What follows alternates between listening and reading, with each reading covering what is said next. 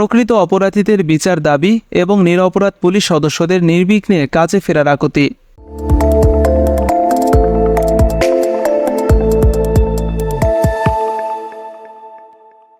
গণ অভ্যুত্থানে শেখ হাসিনা সরকারের পতনের সঙ্গে সঙ্গে দেশের আপামর ছাত্র জনতার গণরোষের শিকার হয় দেশের অধিকাংশ থানা পুলিশ।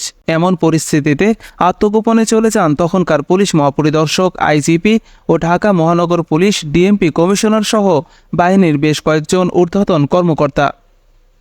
জীবন বাঁচাতে আতঙ্কিত হয়ে গা ঢাকা দেন থানাসহ বিভিন্ন দায়িত্বে নিয়োজিত পুলিশ সদস্যরাও।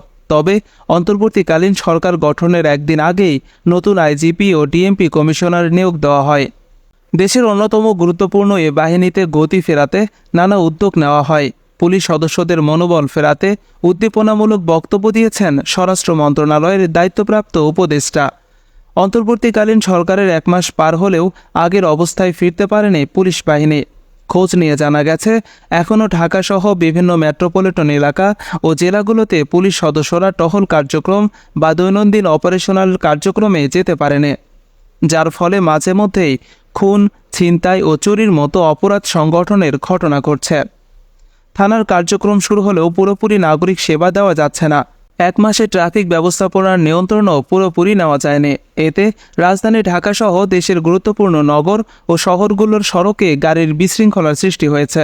কোথাও কোথাও লম্বা যানজট সৃষ্টি হয়ে ভোগান্তি হচ্ছে।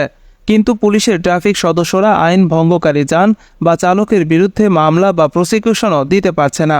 রাজধানীর বিভিন্ন থানায় দায়িত্বপ্রাপ্ত কর্মকর্তাদের সাথে কথা বলে ও সরেজমিনে দেখা গেছে, থানায় পুলিশ দায়িত্ব পালন করলেও অনেকটা আতঙ্ক আর অস্বস্তিতে সময় পার করছেন। এজন্য বাইরে টহল ও দৈনিক অপারেশনাল কার্যক্রমে যাচ্ছেন না পুলিশ সদস্যরা।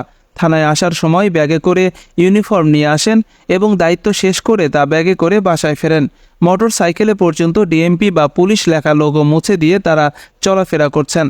পুলিশ কর্মকর্তারা বলছেন, ছাত্র জনতার আন্দোলন দমাতে আগের সরকার পুলিশ বাহিনীকে জনতার মুখোমুখি দাঁড় করিয়েছিল।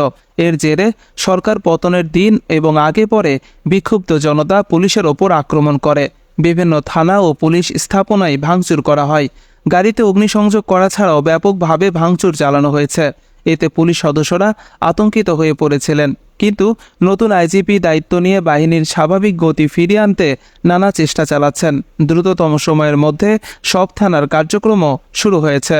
সর্বোপরি পুলিশ সদস্যদের সাথে কথা বললে তারা জানায়, প্রকৃত অপরাধীদের বিচার যত দ্রুত সম্ভব নিষ্পত্তি করা হোক, যাতে করে নিরপরাধ পুলিশ সদস্যরা কোনো রকম হয়রানির শিকার না হয় এবং নিবেদিত প্রাণ হয়ে তারা দেশের সেবায় নিয়োজিত থেকে দেশের মানুষের নিরাপত্তায় কাজ করে যেতে পারেন।